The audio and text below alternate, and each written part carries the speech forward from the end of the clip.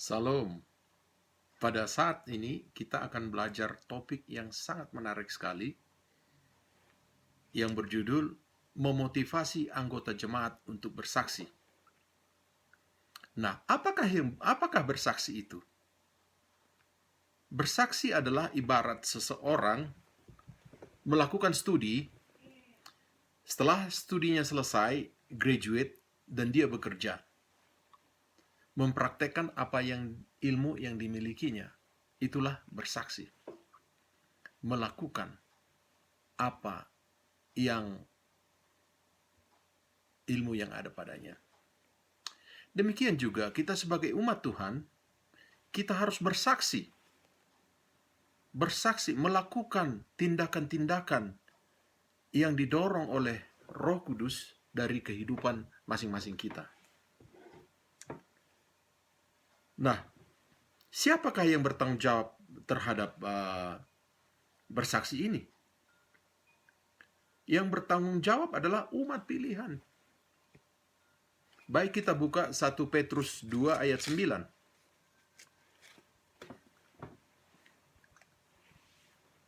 Tetapi kamulah bangsa yang terpilih, imamat yang rajani, bangsa yang kudus, umat kepunyaan Tuhan sendiri, supaya kamu memberitakan perbuatan-perbuatan yang besar dari Dia, yang telah memanggil kamu keluar dari kegelapan kepada terangnya yang ajaib.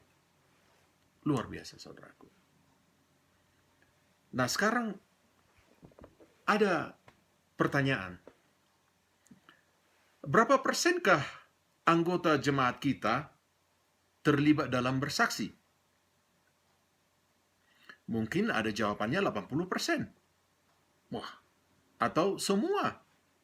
Mungkin 60%. Mungkin 50%. Mungkin 10%. Mungkin hanya 1% saja barangkali. Nah, kita lihat bagaimana buku Matius 5 ayat 13, bagaimana posisi kita seharusnya, ya. Matius 5 ayat 13, kamu adalah garam dunia. Jika garam itu menjadi tawar, dengan apakah ia diasinkan? Tidak ada lagi gunanya selain dibuang dan diinjak-injak orang. Nah, inilah tuntutan Tuhan kepada kita sebagai umat Tuhan, menjadi garam dunia.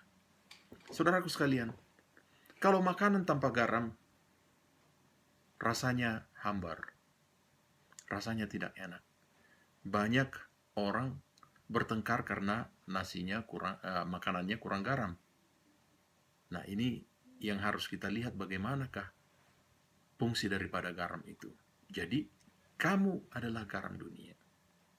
Kemudian kita lihat 1 Petrus 2 ayat 9.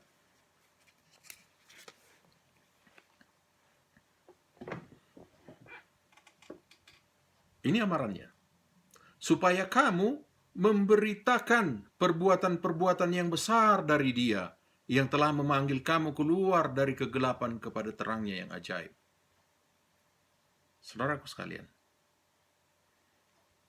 sering saat kita mau bersaksi, banyak rintangan-rintangan yang kita hadapi. Mungkin rasa takut, rasa sinis, mungkin karena waktu, aku nggak ada waktu, bekerja, banting tulang. Kemudian, atau mungkin kesanggupan berbicara, atau berprasangka, mungkin dia tidak akan mau mendengar saya. Mungkin dia nanti salah sangka terhadap saya. Atau mungkin salah pengertian. Ini yang kita khawatirkan. Orang salah pengertian. Kita tidak tahu kesanggupan kita. Bisa juga. Ini suatu kendala untuk bersaksi. Kita tidak dibekali oleh latihan. Nah, ini tanggung jawab para pendeta atau para tua-tua sidang di dalam jemaat, para diaken, tidak diberikan motivasi kepada anggota, tidak diberikan dorongan kepada anggota.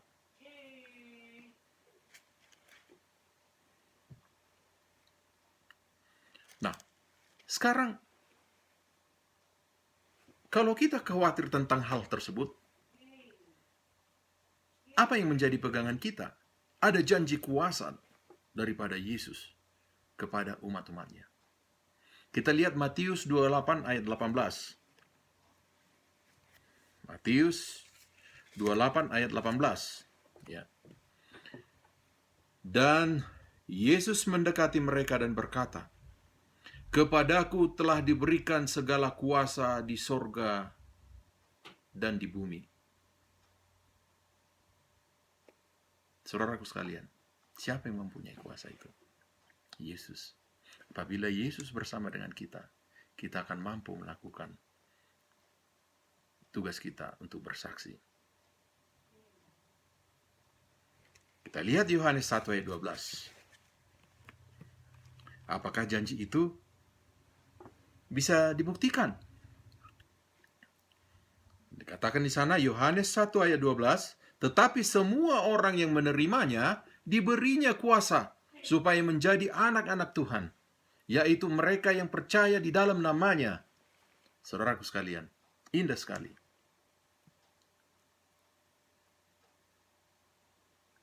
Nah, sewaktu Yesus bangkit dari kubur dan sebelum dia naik ke sorga, ada satu janji yang diberikan kepada murid-murid. Kita buka Kisah 1 ayat 8. Tetapi kamu akan menerima kuasa kalau Roh Kudus turun ke atas kamu, dan kamu akan menjadi saksiku di Yerusalem dan di seluruh Yudea dan Samaria dan sampai ke ujung bumi. Inilah janji daripada Yesus sendiri. Janji penyertaan Roh Kudus untuk memberikan kita kemampuan untuk bersaksi. Sekarang, apa yang menjadi problema? Ada problema kuasa?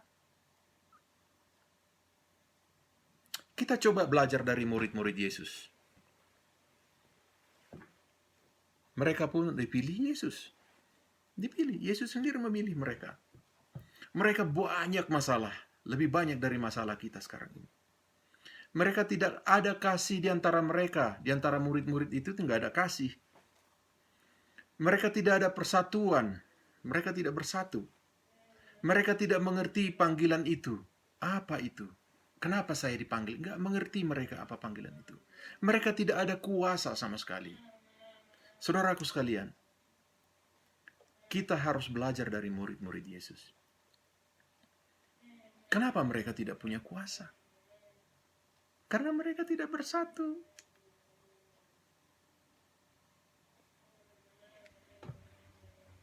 Kita harus melihat bahwa gangguan-gangguan akan bersaksi, kemampuan kita bersaksi, bukan hanya dari luar, faktor luar. Dari faktor dalam sendiri pun kita mengalaminya.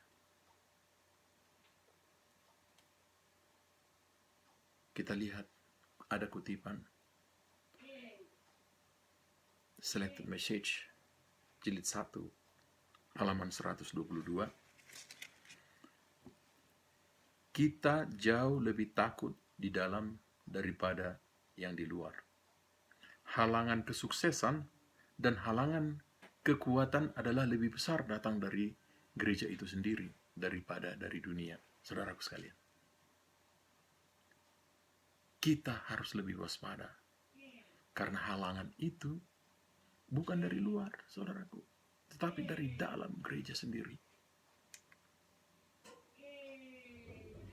Nah, kapan murid-murid mendapat kuasa? Setelah murid-murid menyadari panggilan mereka,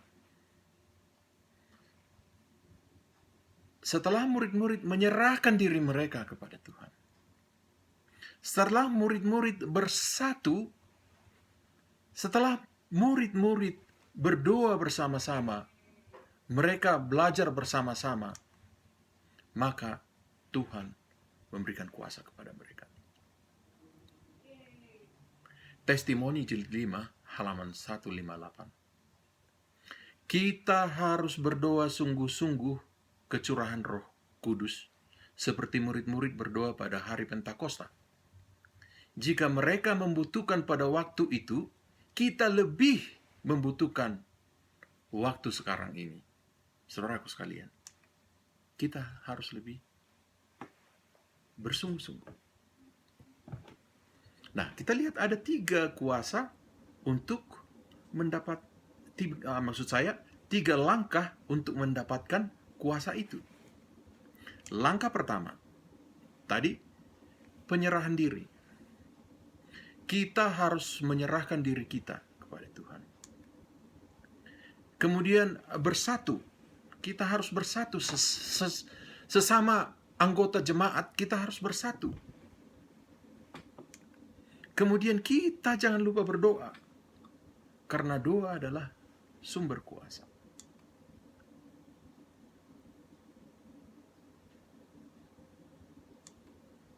Baik. Yang pertama, ia membaur.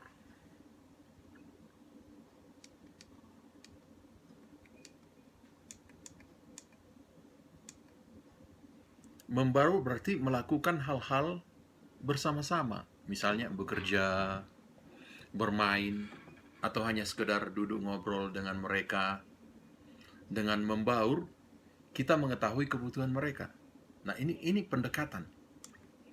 Kemudian simpati. Simpati berarti suatu sikap prihatin pribadi. Simpati itu menunggu sampai seseorang minta pertolongan. Maksud saya tidak menunggu sampai seseorang minta pertolongan dulu.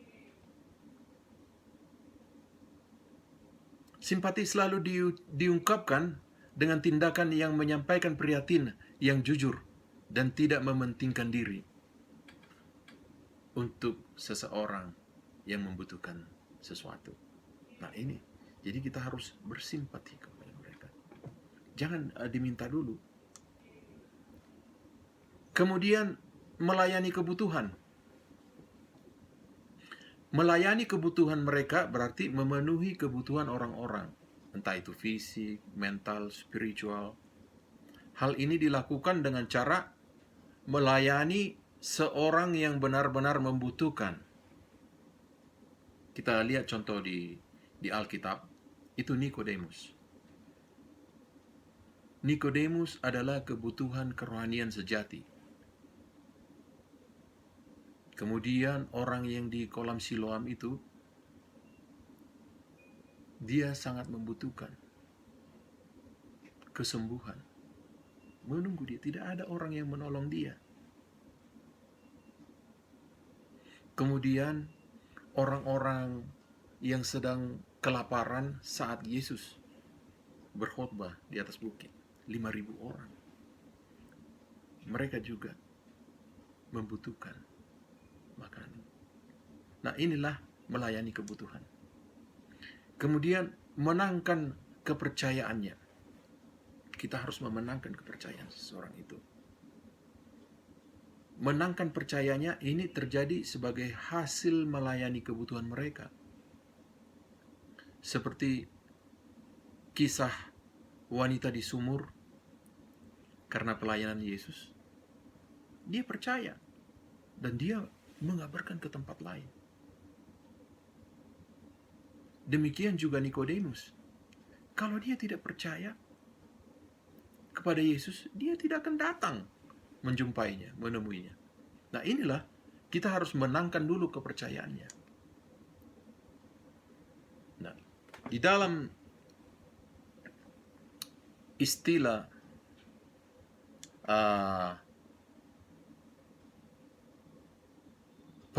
maksud saya bersaksi, ada yang disebut fort.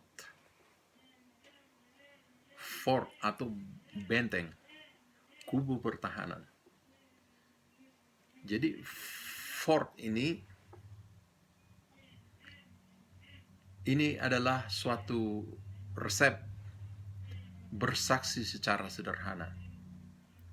Kita lihat FORT.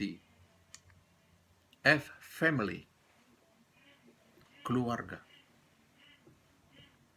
Nah, kita coba kalau misalnya kita bekerja kepada orang, berhubungan dengan orang banyak, kita tanya dulu pendekatannya apa.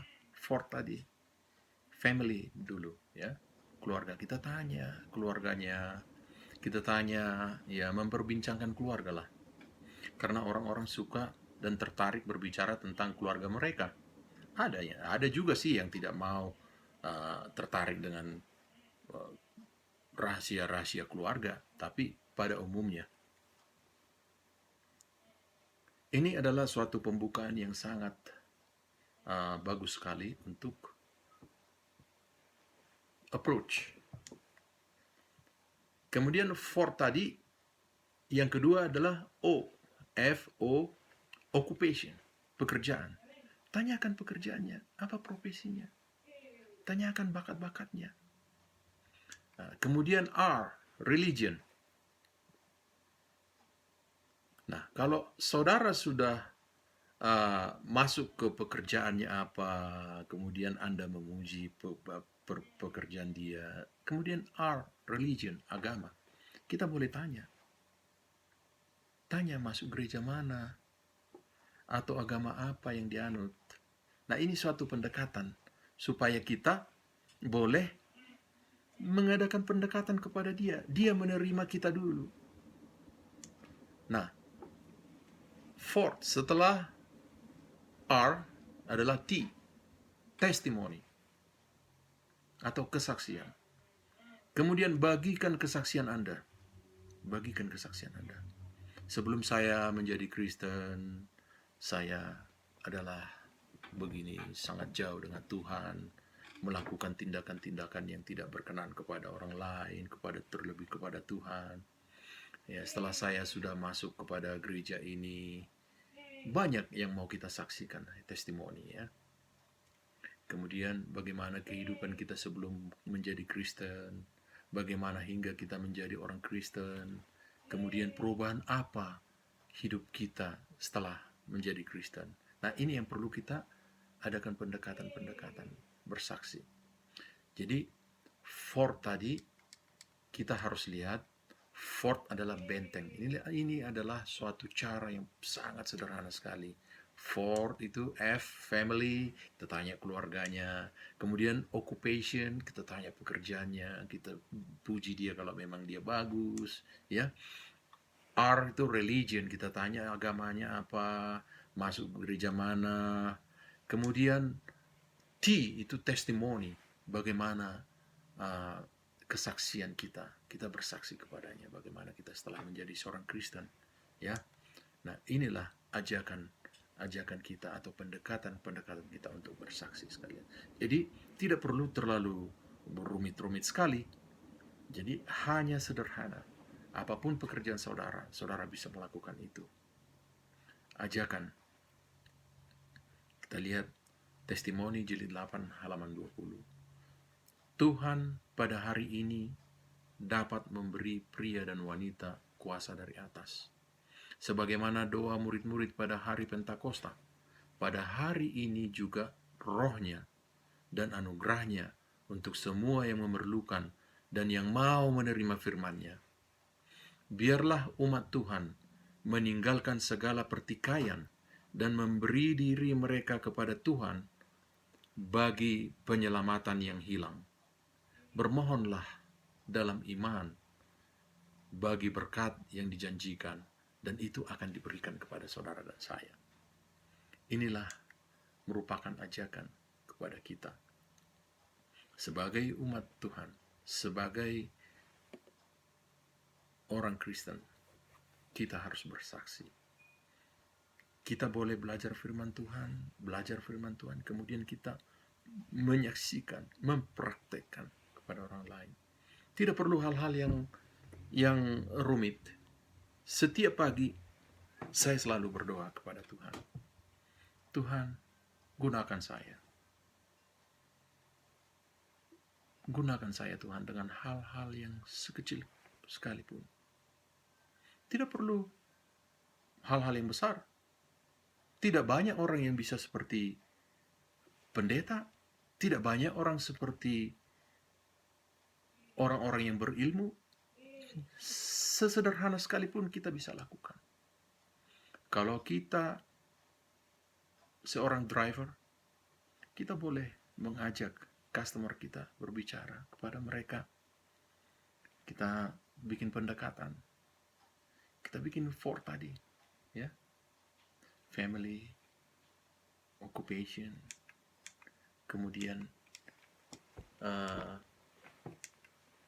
religion, kemudian testimoni. Sangat sederhana sekali. Apapun pekerjaan kita, kita boleh bersaksi. Tidak harus kita naik di atas mimbar mengatakan itu, tetapi melakukan yang benar di hadapan Tuhan adalah kesaksian yang hidup. Kiranya renungan yang singkat ini boleh menguatkan kita semua. Terima kasih. Salam. Tuhan memberkati.